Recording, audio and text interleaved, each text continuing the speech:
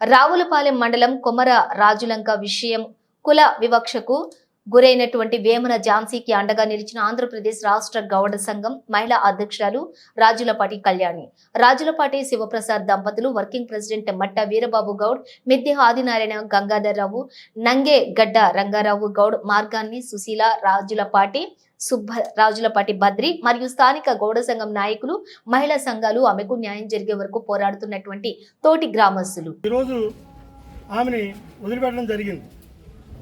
ఎందుకని ఏమని అడగగా, మేము అగ్రకులస్థలం, మీరు బహుజనులు, మీకు మాకు కొంత వ్యత్యాసం ఉంది కనుక మీకేమీ లేదు అని చెప్పేసి నిర్దాక్షిణ్యంగా వాళ్ళ అమ్మగారు కానీ వాళ్ళ నాన్నగారు కానీ వాళ్ళ కుటుంబీకులందరూ నిర్దాక్షిణ్యంగా వ్యవహరించి ఆ అమ్మాయిని మానసిక క్షోభకు గురి చేసి ఆ అమ్మాయిని ఇంట్లోంచి నెట్టివేసినారు. ఈ విషయమై స్థానిక పెద్దలు చెప్పగా ఆమె వీళ్ళందరూ కలిపి స్థానిక పోలీస్ స్టేషన్కి వెళ్తే పోలీసు వారు వాళ్ళపైన క్రమశిక్షణగా చిన్న చర్య తీసుకొని తాత్కాలికంగా వదిలిపెట్టారు. ఆమె ఆ విషయం తెలిసి మనస్తాపానికి గురై సూసైడ్ చేసుకోవడం జరిగింది. తర్వాత మళ్ళీ గ్రామ పెద్దలందరూ కలిపి ఇంకా సూసైడ్ చేసుకుందని చెప్పగా మళ్ళీ పోలీసు వారు వాళ్ళపైన కేసు కట్టి వాళ్ళని రిమాండ్ చేసినారు. అయితే ఆ అమ్మాయి ఏంటంటే జరగాల్సిన న్యాయం ఏంటంటే, నాకు నా భర్త కావాలి, అంతేగాని నాకు ఈ కేసులు కానీ లేకపోతే కుటుంబం మీద జరిగే కేసులు కానీ నాకు అనవసర విషయం. నాకు నా భర్తే కావాలి.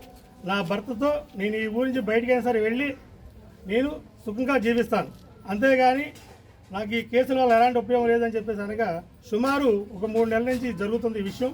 అయితే స్థానిక పెద్దలందరూ కలిపి ఈ రోజున ఉధృతం చేయడం వలన ఈ రోడ్డు ఇంటి దగ్గర అతని ఇంటి దగ్గర నిరాహార దీక్ష కూర్చున్నారు.